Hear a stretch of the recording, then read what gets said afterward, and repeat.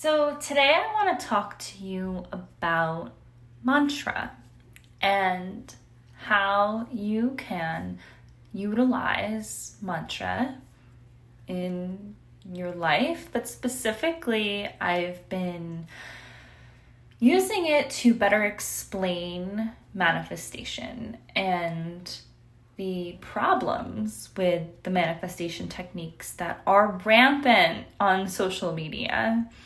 I want to save you from the back and forth spiral of commercialized manifestation techniques. So specifically, I'm talking about Kundalini mantras and the specific mantras that are used in the Kundalini practice.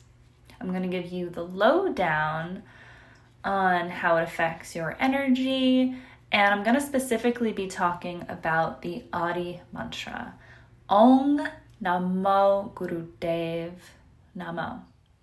So first, what is mantra? Mantra is the projection of the mind through sound. So the word can be broken down to better understand. Man, meaning mind, and then tra, coming from the word trong, meaning wave or projection. So think thought waves or mental projections. The technology of mantra is based on the understanding that sound is primal. It's a primal form of energy, and it has the power to really penetrate through the ego, through the psyche. It affects the chakra system. It affects brain chemistry. It alters the state of the nervous system, the cells of the body, and so on. Overall, sound has the power to really completely change your consciousness, and obviously that affects your vibration. The word mantra is thrown around a lot in the wrong way. Not that it's harmful, but a mantra and a positive affirmation are not the same thing at all. An affirmation is a statement. It's an I am positive statement created by the mind to structure itself around this positive projection. It's not necessarily bad, but it's still limited. Whereas a mantra is a formula.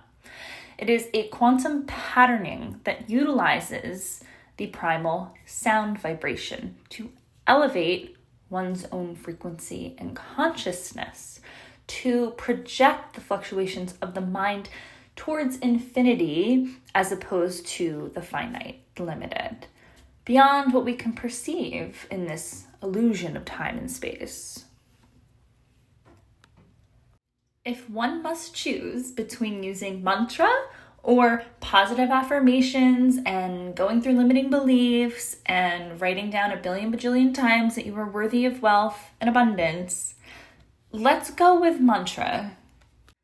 Mantra over all of the manifestation techniques you've ever learned. So just in this moment, throw out everything you know, all of the steps, burn the law of attraction books. No, I'm just kidding. You don't have to do that. I don't believe in book burning, but you get the point. So in the Kundalini practice, we refer to mantra as the Shabad Guru. Shabad means sound, and Guru means wisdom or teacher. So sound is the teacher. Vibration is the teacher. The Shabad Guru is a quantum technology with the ability to soften the rigid constructs of our egoic conditions and illusions. And like I've said so many times in different places, in different ways, there's nothing wrong with the ego. It's simply limited in nature. So when you chant mantra, whether aloud or silently in your head, it is a conscious method of directing the mind towards our soul remembering, towards true infinite nature. This is what I consider the anchor of safety and eternity within. It's truly embodying stability and trust. This safety can only be embodied through this internal work and strengthening the neutral mind. When we cling to positive affirmations or changing limiting beliefs to not limiting beliefs or whatever, that's still an illusion. That's still looking outside of ourselves to identify with something that's tangible. When really our true nature identifies with something that is completely untangible by the mundane mental bodies. 99.999% of the desire to manifest something in your life, something different than the current reality, is an attempt to find this anchor of safety or God or creator or source outside of the self and outside of the moment. All of the methods that I see revolve around this external seeking, which you never find, you never get. It's always the next thing. And this is why a majority of us end up with the frazzled nervous system and that same feeling like, why is it working for everyone else and not me? Okay, I have to buy this masterclass now. Oh, it's because I haven't been looking at money as masculine energy. And what? I'm sorry, but people are just projecting everything onto all of this, and it means nothing. It means nothing.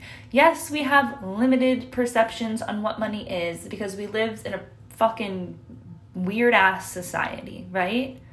But we don't need to continue to intellectualize everything, especially as we shift into this Aquarian age and our cells are waking up to the ascension process.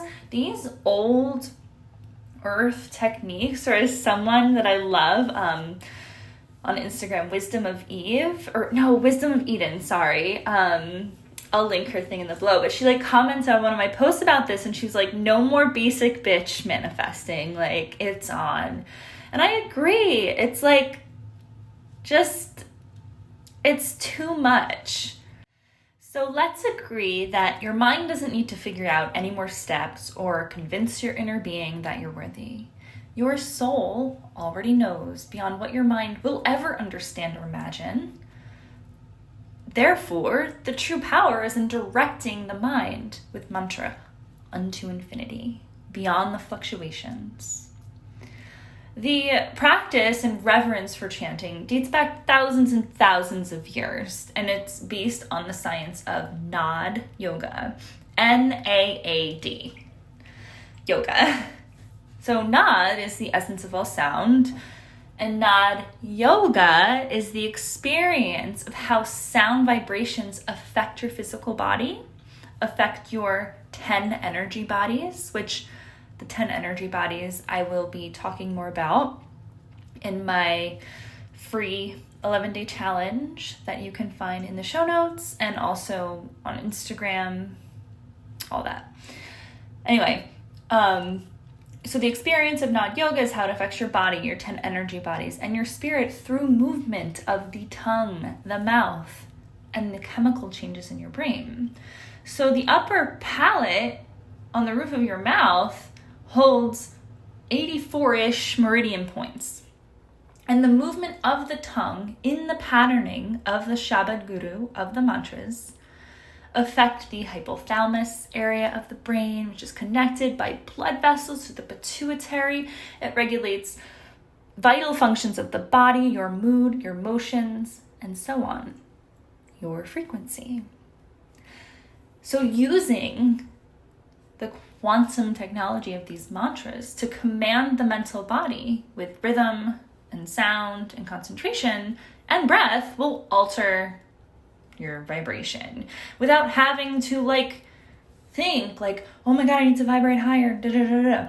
And it also doesn't, there's this thing with the positive thinking and the affirmations where it's almost like you're pushing away the negative feeling. The energy of these mantras, they weave themselves into your energy field. That's what it does. I visually see energy, and I've been working with these mantras for almost 13 years now. So they are very dear to my heart, and I've experienced them. I am not just talking from a place of having learned about them a few months ago, blah, blah, blah. Like, I've experienced them. I've seen them work in my own energy field, and I see them move in other people's energy fields. They weave into your current reality. So you're not going up and down and back and forth between positive and negative, which is unsustainable.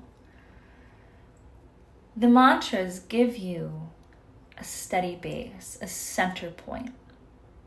The shabad, the sacred sound, the patterning gets established in your nervous system, in your subconscious, in your chakras, the cells of your body. You begin to vibrate in resonance with these formulas without thinking about it. The resonance eventually becomes always available to you, regardless of where you're focusing on in your daily tasks. So again, it's an integration. It's a muscle, it's practice, and it is sustainable because it is in alignment with your innate divinity, your innate soul blueprint. The positive affirmations, I am worthy, they're not wrong, but they're still just fabrications of the mind, and they are not in the utmost alignment with your soul, with your home frequency. Okay, so let me introduce you to the foundational mantra of Kundalini Yoga. Om Namo Gurudev Namo.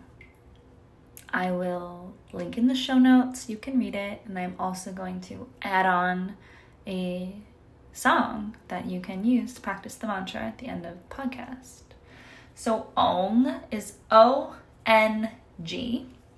It means creative energy, the totality of the cosmos, consciousness of Creator, Source God, this generating life force. Namo means I bow, or I call upon with respect, with reverence, receptivity. Put those two together, and it instructs your consciousness to release the limitations of the ego, linear time, control, desire based on fear and lack. Guru, wisdom or teacher. Dev, D-E-V, divine, the subtle, the etheric. Wisdom belonging to God or universal knowledge. So all together, Om Namo Gurudev Namo. Bowing to the reflection of the infinite wisdom of the God within yourself. Surrendering to the experience of divinity, releasing the constructs of the mind to the soul and to the heart.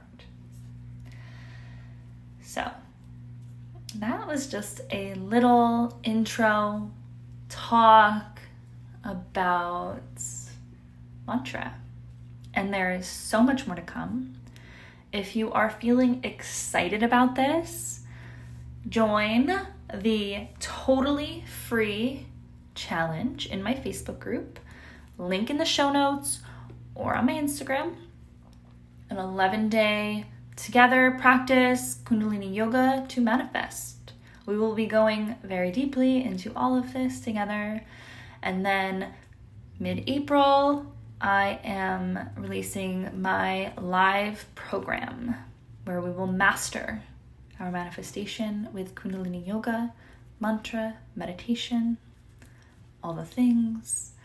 Check out the show notes, and I will talk to you soon. Satnam Waheguru.